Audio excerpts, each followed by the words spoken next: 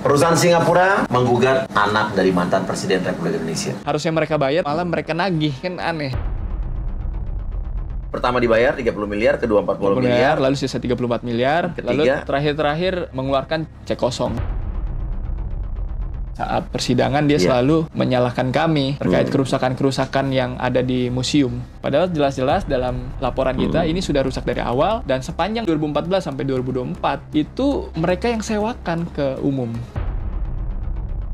Kalian yakin besok akan dibatalkan atau tidak? Saya yakin keadilan masih ada lah di Indonesia. Perusahaan Singapura menggugat anak dari mantan Presiden Republik Indonesia dalam sebuah yayasan. Ini saya nggak tahu nih, ini gugatannya salah alamat apa yang benar nih? Saya harus tanya ya kan.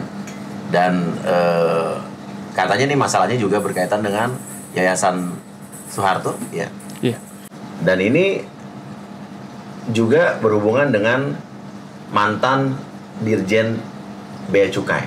Saya harus netral dan harus fair di sini. Ini masalahnya gimana sebetulnya, Mas? Ini berarti kan Mas Denny dan Mas Roni. Ini mewakili PT, bukan PT, berarti perusahaan Mitora PTI Ltd ya. Iya. Ini perusahaan berkedudukan di Singapura. Ya. Oke. Gimana ceritanya awal nih? Kok bisa ada berhubungan dengan yayasan apa nih? Yayasan Purna Bakti Pertiwi. Purna Bakti Pertiwi. Itu yayasannya bergerak Museum Soeharto ya. Museum Pak Soeharto ya. Oke. Pak Soeharto. Presiden Republik Indonesia kedua ya. Iya, kedua ya. Oke. Apa? Awal permasalahannya apa nih? Sampai menggugat katanya sampai nilainya awalnya perjanjiannya berapa M? Perjanjian pengakuan hutangnya 104 M. 104 M. Yang tertuang dalam surat tugas yayasan. Ada surat tugas? Ada surat tugasnya. Oke, gimana ceritanya? Jadi awal mula kerjasamanya itu di tahun 2014. Oke, 10 tahun yang lalu. 7 April 2014 antara Yayasan Purna Bakti Pertiwi dengan Mitora PTI Ltd. Yaitu pengelolaan Museum Purna Bakti Pertiwi dan area sekitarnya. Termasuk revitalisasi dan lain sebagainya. Jadi dalam perjanjian itu kita sudah menjalankan sebagian apa yang sudah menjadi klausul perjanjian. Seperti pembuatan master plan. Master plan termasuk kajian-kajian dari master plan tersebut. Jadi sebelum membangun kita otomatis kan membuat desainnya ya. Pasti. Nah, tapi di dalam perjalanannya kita sudah mengeluarkan biaya untuk master plan, untuk operasional, lalu untuk mengundang investor, lalu untuk membayar gaji, termasuk renovasi yang sudah kami lakukan di Museum Purna Bakti Pertiwi dan Puri Jati Ayu. Itu tidak ada kelanjutan lagi terkait langkah-langkah. Ini udah berjalan lama untuk renovasi, pembayaran gaji, master plan itu berjalan berapa lama? Jadi total kurang lebih sekitar 3 tahun ya. 3 tahun. Dari 2014 mulai tanda tangan perjanjian sama, kita mulai menjalankan. Itu tidak ada down payment, tidak ada apa-apa, tidak ada ya? Itu kita yang bayar semua. Di tahun kedua itu kita bayar semua. Terkait gaji dan lain sebagainya. Termasuk master plan juga kita yang bayar semua. Mengundang investor dan lain sebagainya. Renovasi pun kita yang bayar semua. Itu. Akhirnya 3 tahun kita jalani. 3 tahun dari 2014 sampai sekitar 2017 akhir atau 18 akhir awal. Seharusnya dibentuk PT bersama di awal. Jadi PT bersama antara kita dengan yayasan, karena memang tertuang dalam perjanjian kerjasama. Ada perjanjian yang klausul mengatakan kewajiban bersamanya adalah kita harus membentuk PT bersama. Kenapa nggak dilakukan di awal? Kita mau melakukan, tapi kan mereka selalu tidak. Intinya kita mau memfollow up melalui surat, melalui lisan. Mereka tidak pernah menjawab, intinya seperti itu. Jadi apa yang kita lakukan selama 3 tahun itu memang murni itikat baik kita. Atas dasar perjanjian ini. Ya, karena udah ada perjanjian. Sudah ada perjanjian ini, makanya kita beritikat baik, kita mulai. Itu pun renovasi mereka yang minta juga. Jadi kita renovasi, kita buat master plan, kita termasuk di dalam perjanjian kan operasional tahun kedua kita yang tanggung, gitu kan. Kita tanggung juga itu. Bahkan sampai pengamanan pun kita tanggung juga. Pengamanan museum itu. Semua. Jadi operasional yang ada di situ kita tanggung semua. Tapi selama 3 tahun pembentukan PT bersama tidak terrealisasi. Terus kita follow up melalui surat maupun lisan juga tidak terrealisasi, tidak ada jawaban dari mereka. Nggak ada komunikasi jadi ya? Jadi sulit komunikasi dengan mereka, baik surat maupun lisan itu sulit sekali. Jadi gimana kita mau melanjutkan kerjasama tapi tidak ada komunikasi dua arah, hanya satu arah jadinya. Gitu. Jadi tidak ada kepastian, kita akhirnya gugat di tahun 2018. Desember akhir. Itu kita gugat, nilai-nilai kerugian kita itu 104 M dalam gugatannya. 104 miliar itu kerugian material. Material full dia. Ya, dan kerugian imaterial juga kita sebutkan di sana ya. Di luar 104 M. 104 M. Jadi akhirnya kita gugat di 2018 di PN Pusat, Pengadilan Negeri Jakarta Pusat, yang pada akhirnya mereka minta cabut gugatannya. Yayasan Purnabakti ini. Ya, pihak yayasan minta cabut. Akhirnya sebelum masuk sidang kita cabut. Sebelum masuk sidang. Dengan perjanjian apa nih cabutnya? Nah, akhirnya sebelum sidang itu kita mediasi kan. Mediasi di luar persidangan. Ya itu makanya keluar berita acara rapat. Waktu itu yang dihadiri oleh Yayasan Purnabakti Pertiwi dan Yayasan Harapan Kita termasuk Mitora. Lalu apa bedanya Purnabakti Pertiwi sama Harapan Kita nih bedanya? Waktu itu kita kerjasama tidak hanya dengan Yayasan Purnabakti Pertiwi, tapi Yayasan Harapan Kita, Taman Mini juga. Yang akhirnya diambil sama pemerintah. Nah, jadi lalu dari berita acara itu keluarlah surat pernyataan bersama yang ditandatangan bersama, yang hingga akhirnya keluarlah surat tugas. Yang menyatakan mereka mengakui akan membayar 104 miliar. Jadi ada surat pengakuan hutang berarti ya? Iya, surat pengakuan hutang melalui surat tugas yayasan. Mereka akan bayar 104 miliar. Di sini. Ditandatangani oleh siapa dari pihak yayasan? Ditandatangani oleh Bapak Suharjo Subardi. Bapak Suharjo Subardi ini adalah? Dia di dua yayasan, ketua pembina di YHK dan ketua Harapan Kita dan ketua pengawas di Yayasan Purnabakti Pertiwi. Ketua yayasan pengawas. Yang tanda tangan dia. Kenapa dia tanda tangan? Karena memang dia yang mengambil alih di dalam surat tugas ini kan dituliskan bahwa untuk menjaga nama baik Bapak Soeharto dan Ibu Tin, maka demi kelangsungan masa depan yayasan yang secara terhormat dan mengingat hingga saat ini tidak adanya kepastian untuk melakukan pembayaran kewajiban tertunggak. Saya selaku ketua pembina memandang perlu untuk mengambil alih penyelesaian atas permasalahan tersebut di atas. Jadi di dalam surat tugas juga dia menyampaikan dia mewakili yayasan untuk menyelesaikan ini semua gitu. Ya, Bapak Soeharjo ini dulu sempat Dirjen Bea Cukai. Di era tahun zaman Pak Harto berarti ya? Zaman Pak Harto, iya. Terus habis itu setelah surat pengakuan hutang ditandatangan itu dibayar kan sekitar 30 M. Langsung dibayar? Dibayar kurang lebih nggak terlalu lama lah sejak enggak waktu itu transfer. Waktu itu transfer yang pertama. 30 M oleh yayasan. Oleh yayasan. Lalu berikutnya 40 M oleh Pak Suharjo Subardi. Jadi melewati Pak Suharjo Subardi ini. Melalui yayasan melalui Pak Suharjo Subardi. Tapi ceknya Pak Suharjo Subardi. Jadi kayak yayasan menyerahkan uangnya ke Pak Suharjo Subardi. Untuk detailnya kami kurang tahu, tapi yang membayar Pak Suharjo Subardi. Sehingga akhirnya kurang 34 miliar. 34 miliar sampai dia mengeluarkan cek kosong itu. Jadi yang ketiga itu, jadi pertama dibayar 30 miliar, kedua 40 miliar, lalu sisa 34 miliar, lalu terakhir mengeluarkan cek 11,5 miliar yang setelah kita cairin itu dana tidak cukup. Cek kosong. Apa yang dilakukan oleh Mitora Ltd ini saat menerima cek kosong? Ya, intinya kan sudah tidak ada itikat baik untuk membayar ya. Akhirnya di 2004 ya kita upaya hukum lagi. Upaya hukum, jadi dalam surat tugas ini kita menggugat lagi. Menggugat lagi di PN Pusat berdasarkan surat tugas pengakuan hutangnya. Tapi di dalam putusannya PN Pusat tidak mengiyakan karena di dalam perjanjian kerjasamanya ditulis klausul bani. NO jadi? NO. Iya. Akhirnya dibani kan. Dibani pun Badan Arbitrase Nasional Indonesia. Nah, di dalam klausulnya juga sebenarnya kan sebelum masuk bani harus musyawarah. Harusnya musyawarah. Musyawarah dulu, tapi kan tidak ada musyawarah. Kenapa tidak ada musyawarah? Karena mereka tidak ada niatan untuk itu. Oke. Dari awal memang udah niatan untuk kerjasama pun kita lihat sudah tidak ada, intinya seperti itu. Sudah tidak ada niatan yang baik untuk melanjutkan kerjasama. Oke, kalau sebelum masuk BANI kan harus ada musyawarah. Yang harusnya melakukan musyawarah itu apakah BANI yang memanggil? Apa ada kesepakatan? Harusnya sih antar dua pihak ya. Yayasan Purna Bakti Pertiwi dengan Mitora PTI. Yang diprakarsai oleh siapa harusnya?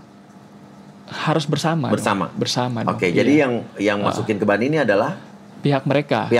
Jadi mereka memasukkan tanpa masuk musyawarah terlebih dahulu. Masuk musyawarah. Padahal di klausulnya jelas-jelas itu harus musyawarah terlebih dahulu. Oke. Jadi kalian nggak tahu juga dimasukin ke BANI ini? Tidak tahu, bahkan di dalam Undang-Undang Arbitrase kan juga harus disampaikan dalam Undang-Undang Arbitrase itu harus diberitahukan ke pihak terlapor. Ya, kedua belah pihak harus saling memberitahui, harus memberitahu gitu. Tapi ini tidak dilewati sama mereka. Musyawarah dilewati, pemberitahuan yang ini tidak ada. Tiba-tiba udah di BANI, dan pada saat di BANI pun posita dan petitumnya yang harusnya tidak boleh dirubah-rubah, itu mereka rubah-rubah. Seperti apa? Nilai gugatan mereka di dalam BANI. Itu kan tidak boleh berubah. Oh, jadi sekarang kalian digugat berapa di BANI pada saat itu? 15 miliar.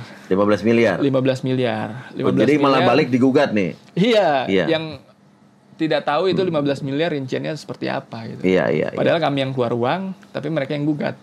Kan aneh juga gitu kan. Jadi mereka gugat 15 miliar yang awalnya 7 miliar awalnya tuh 8 miliar terus dia rubah posita dan petitumnya. Yang menurut kan kita sudah persidangan di PN Pusat, yang menurut ahli itu tidak boleh merubah-rubah. Itu harus persetujuan para pihak, yaitu persetujuan kita juga kalau merubah. Apalagi sudah masuk persidangan, seperti itu kan.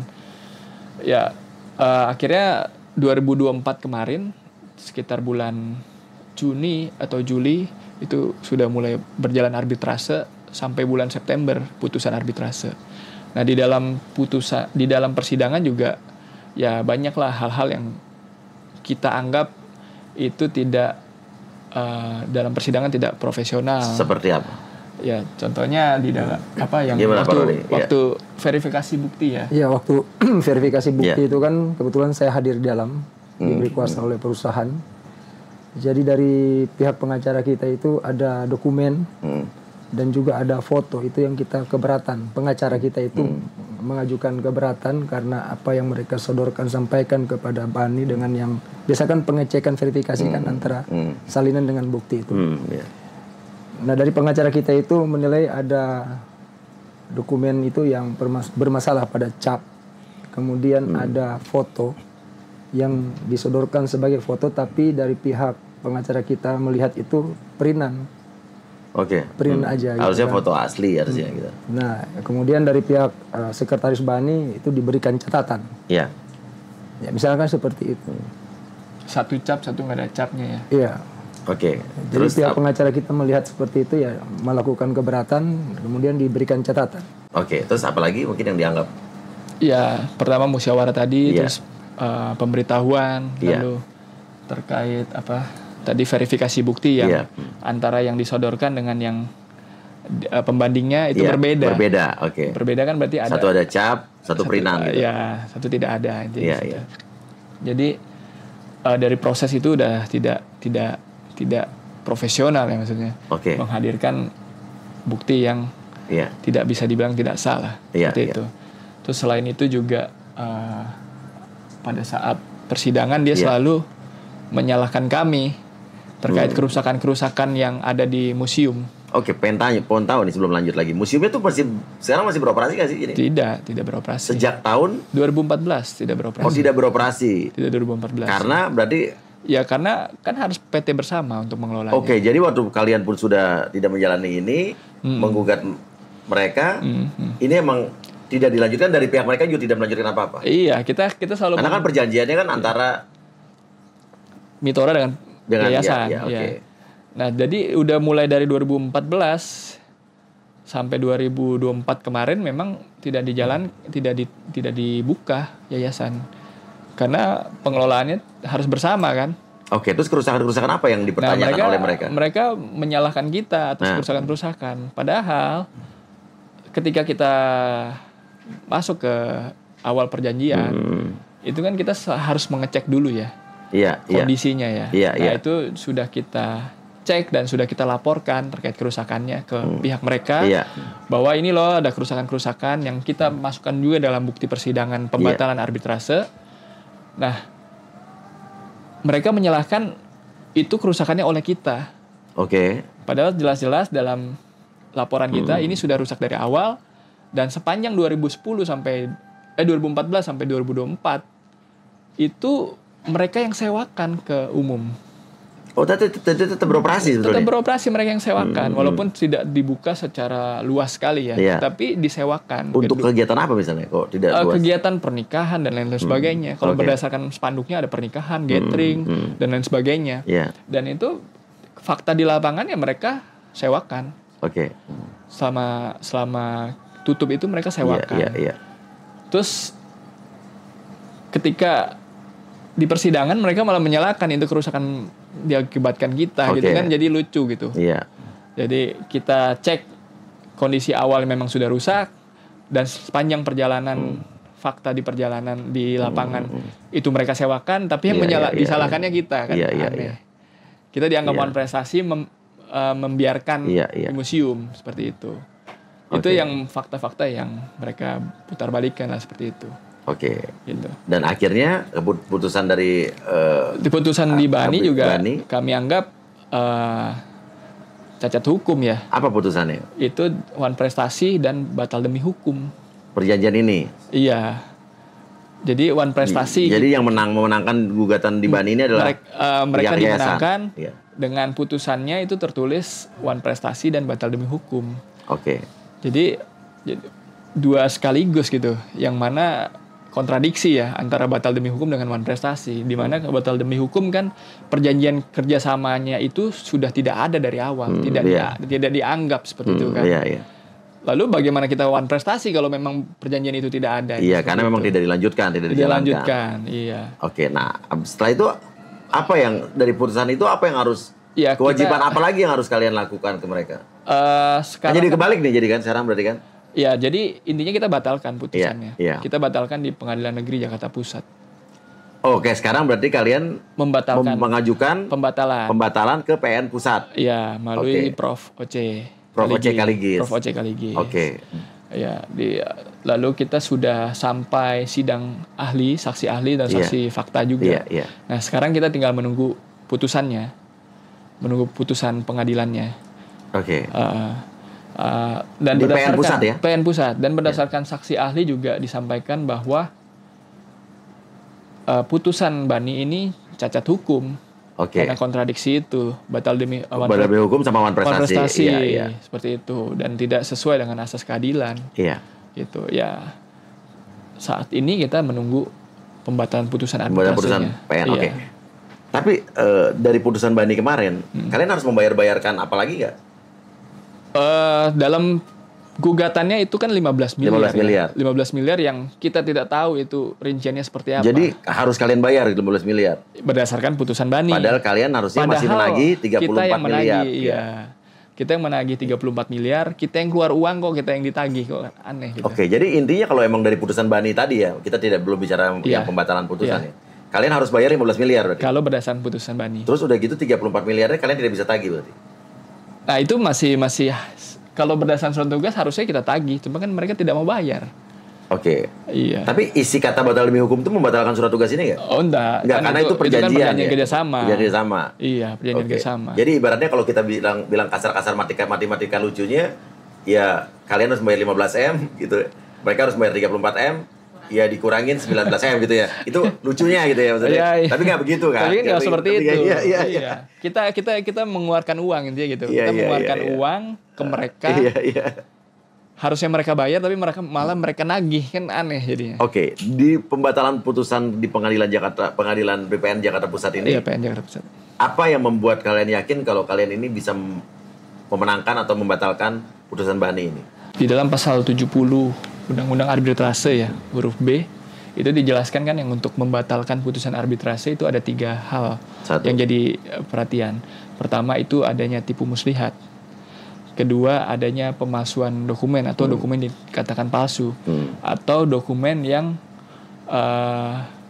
yang menentukan tapi tidak dihadirkan dalam persidangan. Ya, jadi 3 hal itu. Jadi salah satu memenuhi itu akan dibatalkan putusan arbitrasenya. Oke, kalau tupi muslihat menurut kalian?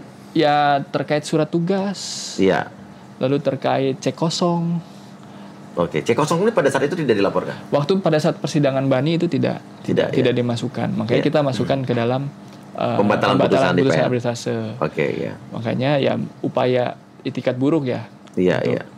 Ini penipuan atau apa gitu, dia kan seperti itu kan. Kalau pemalsuan dokumen atau dokumen palsu atau dokumen yang tidak sesuai dengan verifikasi bukti pada saat verifikasi bukti ya. Yang tadi itu ya. Iya. Yang ada 2 surat yang berbeda.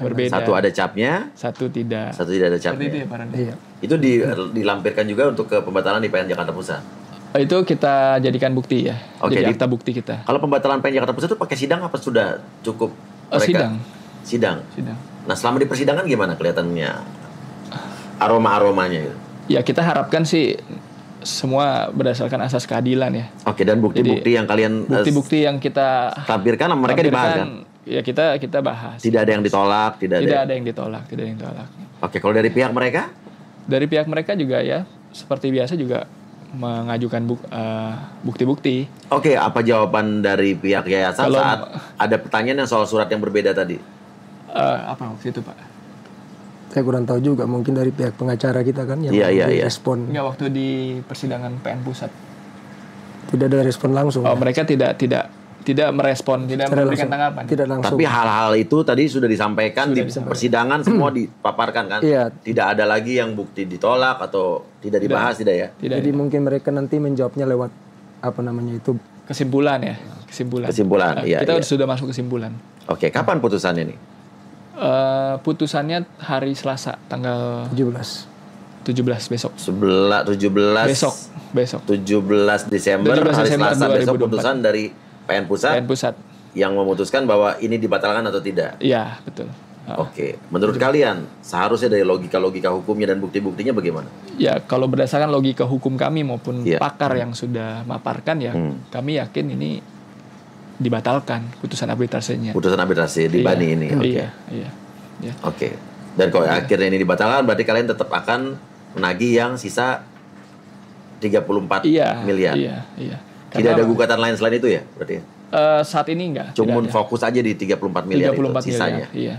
Karena memang kan sebenarnya ini yang utamanya. Oke, karena pada faktanya adalah intinya ini, kan? Kalau saya simpulkan adalah ada perjanjian antara kalian dengan PT dengan Yayasan Purna Bakti untuk pengelolaan Yayasan Soeharto ini.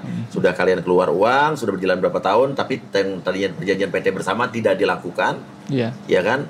Akhirnya kalian menagih, kalian melaporkan ke PN Jakarta Pusat pada saat tahun dulu 2018. Mereka minta mencabut gugatan. Iya. Akhirnya mereka bayar pertama 30 miliar, 40 miliar dan sisanya 34 dan sisa 34 miliar yang belum, tapi sempat dibayarkan 11 miliar tadi ya. 11,5 miliar dari dengan cek kosong. Artinya sempat sudah mereka bayarkan sebetulnya. Pengakuan surat utang itu ya sudah dijalankan. Sudah ada faktanya ya, bahwa sudah dijalankan, artinya itu memang pengakuan utangnya ada gitu kan. Iya. Dan cek kosongnya itu juga dikeluarkan SKP kan, surat keterangan penolakan dari bank. Oke. Di situ. Sebetulnya gue nggak tahu, bukannya kalau cek kosong itu bisa bermasalah dengan hukum ya, gue nggak. Kalau nggak salah gitu ya. Iya, tapi karena ini ada sangkut pautnya dengan perdata. Oh, karena sudah pembayaran utang piutang. Sudah pembayaran utang piutang, makanya masuknya ke perdata. Oke. Iya. Jadi intinya adalah, dan setelah ada kasus cek kosong itu, kalian tidak bisa menghubungi mereka dan justru malah kalian digugat di Bani. Badan Arbitrase Nasional Indonesia, yang dimenangkan tanpa pengetahuan, tanpa musyawarah yang harusnya dalam gugatan Bani itu harus ada musyawarah terlebih dahulu dan ada pemberitahuan, tapi itu tidak dilakukan. Jadi itu menurut kalian adalah kejanggalan-kejanggalan dalam proses Bani ini. Tapi justru di Bani mereka yang menang, kalian dinyatakan batal demi hukum dan harus membayar 15 miliar selain batal demi hukum, tapi kalian juga melakukan one prestasi di mana dua hal tadi, one prestasi dengan batal demi hukum, ada dua hal yang berbeda ya. Iya, betul. Oke, dan sekarang kalian menggugat di PN Jakarta Pusat untuk pembatalan Bani dan akan diumumkan besok. Iya, betul. Oke, dan untuk melakukan pembatalan gugatan ada tadi hal yang harus dibuktikan adalah satu, tipu muslihat, dokumen palsu atau pemalsuan dokumen atau dokumen yang menentukan, yang tidak dihadirkan. Ya. Oke, dan itu kalian merasa bahwa sudah ada semua. Dan semuanya kami penuhi tiga-tiganya. Oke, jadi kita lihat saja nih keputusan PN Jakarta Pusat besok membatalkan apa tidak. Iya. Dan saya juga tidak bisa berkomentar banyak, tapi saya minta kalian di komentar tulis menurut kalian ini bagaimana setelah kasus hukumnya gitu ya. Iya. Oke, kalian yakin besok akan dibatalkan atau tidak? Yakin. Yakin ya? Iya. Kalau sampai ternyata tidak dikabulkan pembatalan itu? Ya, saya yakin keadilan masih ada lah di Indonesia ya. Iya. Jadi kalau menurut kalian besok keputusannya tidak dibatalkan, berarti tidak ada keadilan berarti gitu? Ya. Iya, gimana? Karena apa yang kami kerjakan itu semua kami kerjakan ya. Tidak ada keluar dari prosedur yang ada. Iya. Jadi semua kami kerjakan, kami beritikat baik mengerjakan apapun yang ada di perjanjian, tapi mereka tidak meresponnya dengan baik, intinya seperti itu. Tidak harusnya menjalankan bersama, tapi tidak menjalankan, intinya gitu. Oke, yayasan-yayasan ini sebetulnya pendirinya atau pengurusnya tuh siapa aja? Ini dari anak-anaknya Pak Soeharto ya. Tapi mereka tuh sebetulnya tahu masalah ini apa nggak tahu sebetulnya? Seharusnya tahu karena kan yayasan kan surat kuasanya pasti dari pengurus ya. Oke. Harusnya mereka tahu gitu. Dan tadi yang diberi surat penugasan dan surat pengakuan hutang tadi Pak siapa tadi? Dari Pak Suharjo Subardi. Ini tidak ada komunikasi lagi sama dia. Tidak ada sejak 2021 ya. Oke. Sejak 2021 itu tidak ada. Sejak cek kosong itu tidak ada. Apa hubungannya dengan keluarga Pak Harto? Pak Suharjo ya? Pak Suharjo Subardi. Iya. Karena dia ini kan sebagai pengawas juga. Yayasan Purna Bakti Pertiwi kan. Sebagai pengawas dan juga dia yang ibaratnya dalam museum ini dia yang banyak berperan lah. Oke, dan yang ditugaskan pada saat musyawarah dulu juga? Seharusnya yang tanda tangan dalam perjanjian. Kan di dalam perjanjian kan yang tanda tangan anak-anaknya Pak Soeharto dan pihak Mitora tentunya. Seharusnya itu yang musyawarah gitu. Oke. Dan pada faktanya sudah sempat dibayarkan 30 miliar dari yayasan 40 miliar dari Pak Suharjo dan berikutnya sisanya belum. Yang cek kosong itu siapa yang nulis surat itu? Pak Suharjo Subardi. Pak Suharjo Subardi juga? Iya. Oke. Tapi tidak pernah dijelaskan kenapa ini kosong? Tidak. Oke. Kemarin pas persidangan sempat disampaikan ya. Yang persidangan di PN Pusat dari pihak saksi fakta mereka itu Pak Gatot namanya, Gatot Haryono kalau nggak salah, itu ponakannya Pak Suharjo Subardi menyatakan bahwa sebenarnya ini bukan dana yang tidak cukup, tapi karena kita blokir, padahal jelas-jelas dalam SKP yang dikeluarkan oleh bank itu dana tidak cukup. Oke, jelas-jelas SKP surat yang dikeluarkan bank pada saat cek itu ditolak, dananya tidak cukup di sana, makanya ditolak ya kan? Makanya ditolak. Oke, itu ada buktinya semua ya? Ada bukti adanya di sini buktinya. Oke, kalau begitu kita tunggu saja hasilnya besok. Berarti apakah ini akan dibatalkan oleh PN Jakarta Pusat apa tidak? Tapi kalau sampai tidak, apa yang kalian akan lakukan? Ya tentu kita akan. Apalagi bisa dilakukan langkah hukum lain yang nanti kita akan komunikasikan dengan kuasa hukum kita. Tapi keyakinan kalian harusnya dengan apa yang kalian lakukan harusnya besok dibatalkan. Iya. Oke, terima kasih. Ada yang ingin disampaikan lagi Pak Roni atau mungkin terakhir nih? Jadi sebenarnya dari pihak Mitora lebih ingin mengedepankan itu penyelesaian damai. Damai harusnya tidak usah pakai hukum-hukuman ya. Iya, mengingat hubungan personal juga antara Bapak Soeharjo itu dengan Pak Andreas Thanos. Oh, Andreas Thanosnya adalah? Mitora. Iya. Warga negara Singapura berarti. Jadi hubungan kedua belah pihak ini antara Soeharjo dengan Pak Andreas ini kan dulunya itu sangat harmonis. Padahal sangat harmonis. Ya, harmonis. Jadi memang sangat disayangkan kalau sampai harus berujung ke penyelesaian dalam hukum seperti itu kan. Sekiranya bisa dipilih jalur damai kan jauh lebih baik. Kenapa tidak ya? Kita juga pasti pengen senang yang damai-damai lah. Iya. Seperti itu sebenarnya sih. Oke, ya udah kita tunggu saja. Mudah-mudahan ini berakhir dengan baik, dengan damai dan berakhir dengan kata tidak jauh dari keadilan. Ya, kita pengen semua permasalahan itu ada yang namanya unsur keadilan. Ya, tidak ada dirugikan yang harusnya memang diuntungkan, tidak ada yang diuntungkan yang seharusnya dia yang harus membayar kerugian. Jadinya gitu ya. Oke, terima kasih banyak. Ya, terima kasih. Pak Denny, ada lagi yang disampaikan? Aman? Cukup. Cukup ya? Ya. Oke, dan kita tunggu saja keputusan dari PN Jakarta Pusat besok. Terima kasih. Wassalamualaikum warahmatullahi wabarakatuh. Waalaikumsalam.